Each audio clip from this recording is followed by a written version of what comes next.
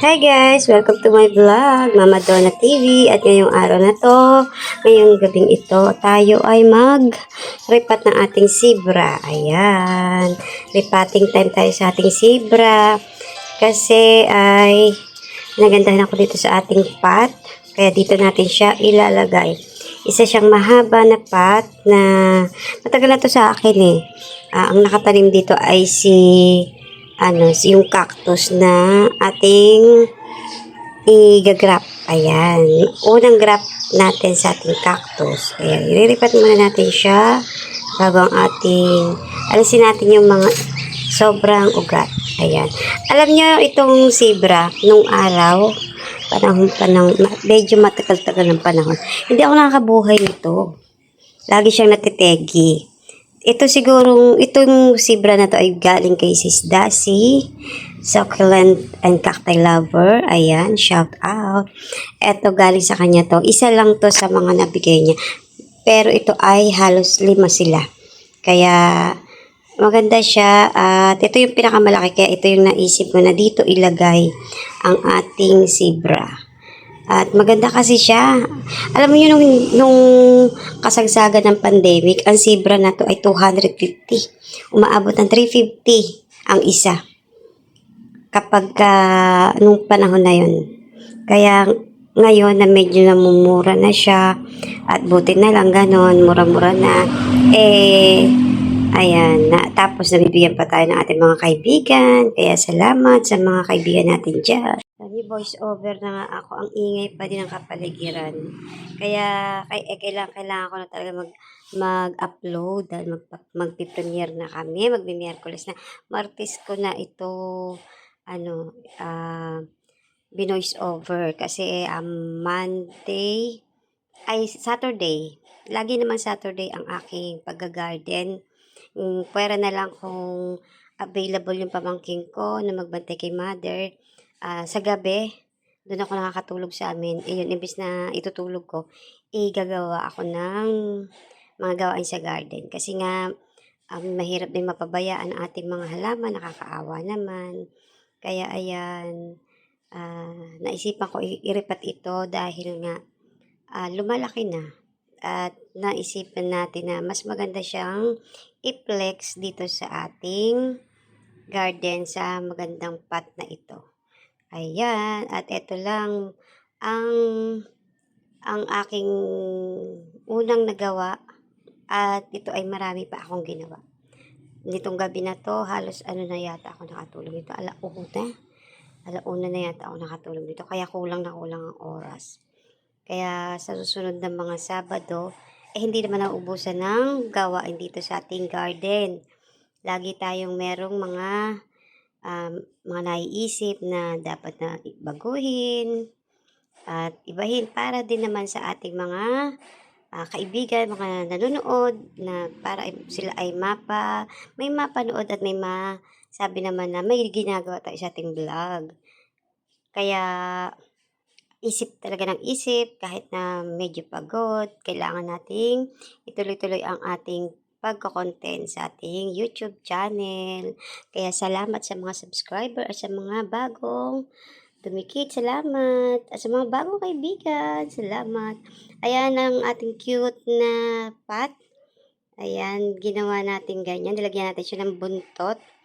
At para naman makita rin yung kagandahan ng ating pot na yan. Ito ay galing kay Siscore. Ayan, nung medyo matagal-tagal na binigyan na ako ng pambili ni Siscore ng pot. Kaya, ayan, hindi ko siya masyado na ipiplex. Ngayon ay gusto ko siyang, ayan, sa totoo lang may nakita kasi ako. Ayan, kaya sabi ko, teka nga, gaya po itong Maya, si Mama Dons. Ayan, kaya si Score, thank you. Hindi lang yan yung pot na bigay ni si Score kasi cash yung binigay niya. Tapos bumili na lang kami ng mga pot. Kami, kasi nabigyan din niya si Sis Jenilyn G. Alejo. Ayan. At eto nga, at naghahanap ako ng ipang-design sa ating pot na cute. Ayan. Ang hirap mag-video, lalo kung yung busy-busy ka. Kasi pag busy ka, parang hindi mo na maisingit kung saan ba yung gusto mong i-video, ano. Basta gusto mo dire-diretso yung gawa. Dire-diretso na lang yung gawa mo. Minsan nakakalimot, ay, dapat pala ibinidyo ko. Kaya ayan, minsan na may ikinakat tayo kasi nga, minsan hindi pala minsan hindi pala naka open ang cam. Ayan ang ating cute na pat. O, diba? Nagkaroon siya ng buntot. Mas commute siya. At eto na. Eto na ang pinaka gusto ko din sa mga ginawa ko nung gabi na yon. Nag-grab ako ng cactus. Ayan. At meron tayong slicer. Ayan. Yung slicer ko ay kinuha ko sa anak ko. Ayan, ang bala ko sana, hindi putulin itong nakasungot na ito. At dapat nga pala hindi ko pinutol. Kaso, tinanggal ko siya. Sayang. Sa mga susunod na lang. Pwede naman pala. Kasi nga, minapanood ako na kailangan yung mga gilid, walang nakasagko para dire-diretso yung pagtubo. Unang pag-grab ko to, kaya medyo kabado. Pero gusto ko talaga magkaroon kasi nito. At bukod sa gusto ko magkaroon, yung ako ang gumawa.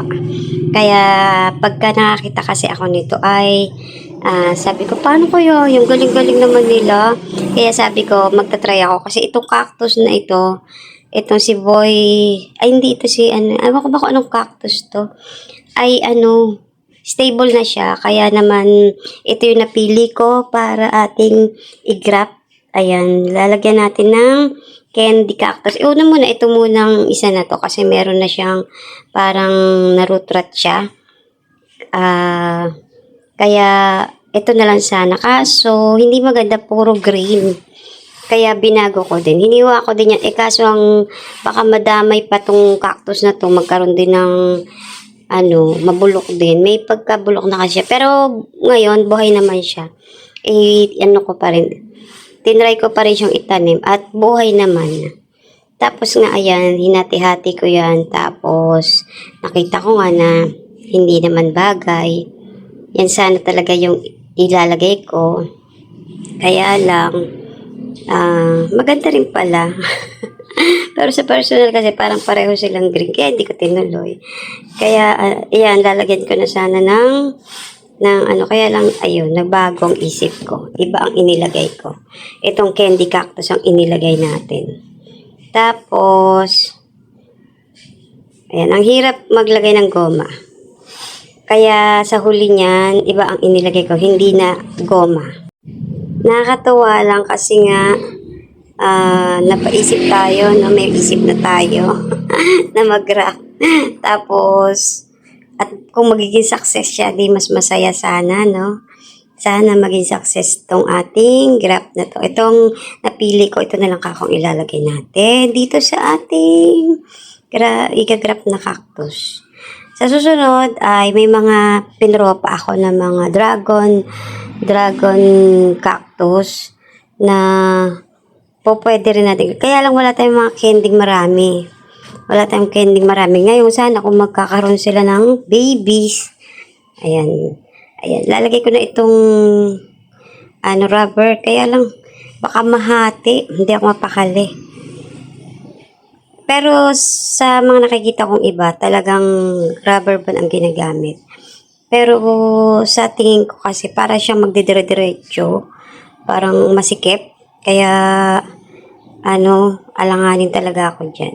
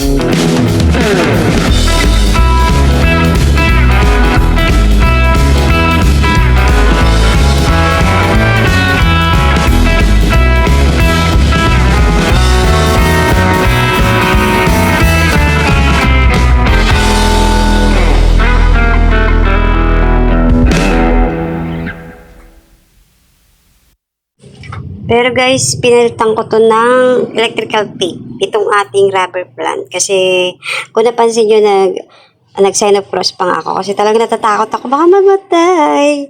Sayang naman ang candy cactus natin. Ilang piraso lang siya eh. Baka may matsugi pa. Ayan guys.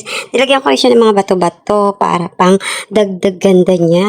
Alam niyo naman, nakakaganda rin yung ating mga pang ibabaw na design, mga bato-bato na yan. Kaya nilagyan ko rin siya. At ngayon nga guys, ayan, maayos na siya at